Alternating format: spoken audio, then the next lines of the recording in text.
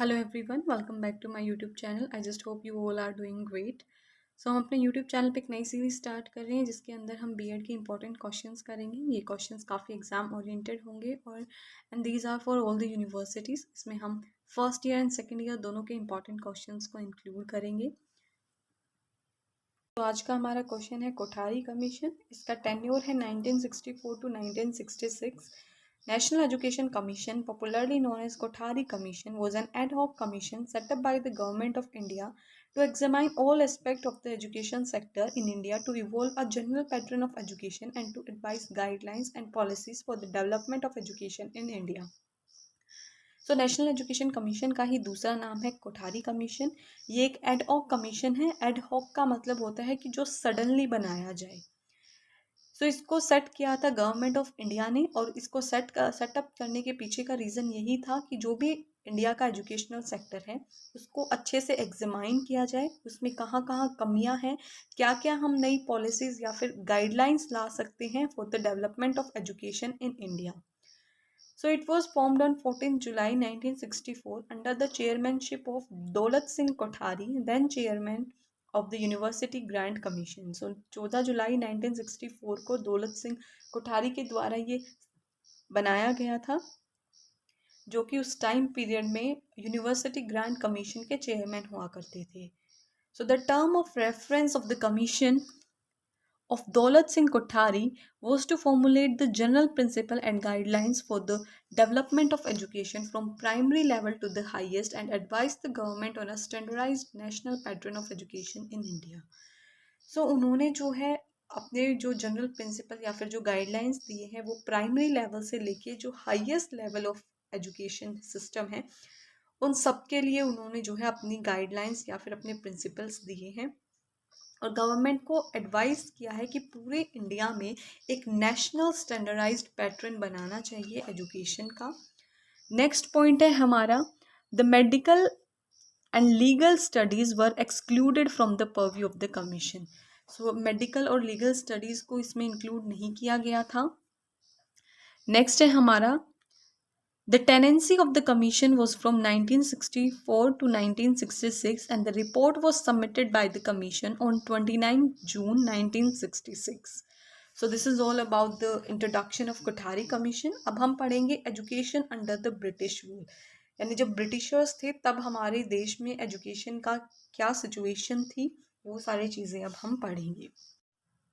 So here we go. In pre-British days, Hindus and Muslims were educated through pathshalas and madrasas respectively, but their advent created a new place of learning like missionaries. So अगर हम British के आने से पहले देखें तो Hindus और Muslims जो हैं वो हिंदूज पाठशाला में और मुस्लिमों के लिए मदरसे हुआ करते थे जहाँ पे वो अपनी शिक्षा ग्रहण करते थे। लेकिन अंग्रेजों ने जो है एक नया प्लेस ऑफ लर्निंग बनाया जिसका नाम उन्होंने मिशनरी दिया, और उसके पीछे का रीज़न ये था कि वो एक ऐसी इंडियन रेस या फिर एक इंडियन क्लास क्रिएट करना चाहती थी जो ब्लड और कलर से तो इंडियन हो लेकिन उनका जो टेस्ट हो वो इंग्लिश हो। सो ऐसी इंडियन क्लास के थ्रू वो एज एन इंटरप्रिटेटर काम करवाना चाहते थे between the government and the masses. Benjamin Franklin की बहुत ही फेमस लाइन है, एन इन्वेस्टमेंट इन नॉलेज पे the best interest. So education is a powerful tool to unlock the golden door of freedom that can change the world with the advent of British rule in India.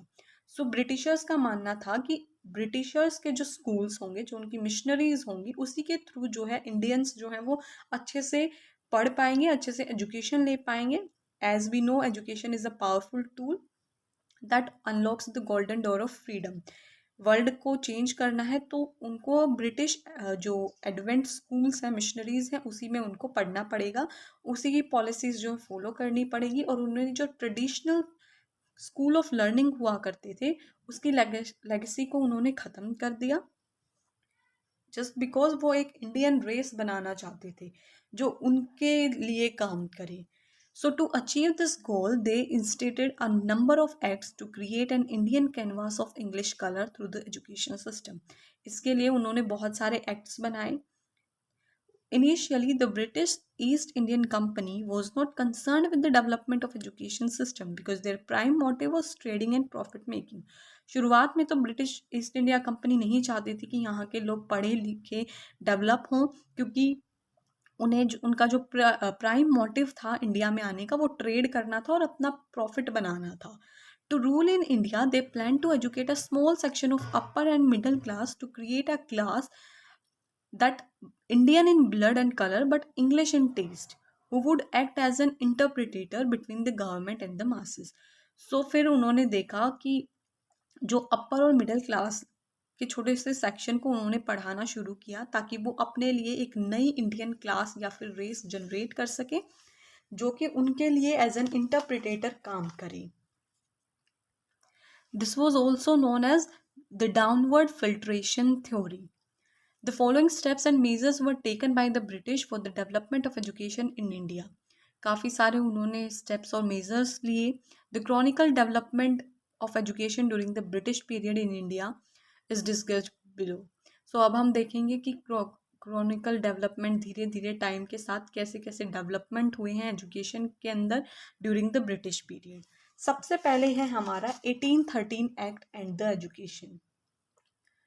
Charles Grant and William Wilberforce, who was missionary activist, compelled the East Indian Company to give up its non-invention policy and make way for spreading education through English in order to teach Western literature and preach Christianity. So Charles ने और William ने जो है जो कि missionary activist थे उस time period पे, उन्होंने जो है ईस्ट इंडियन कंपनी के साथ मिलके जो है काफ़ी सारी पॉलिसीज़ बनाई.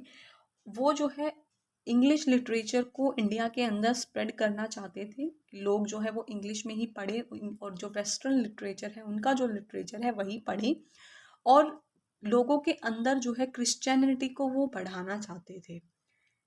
Hence the British parliament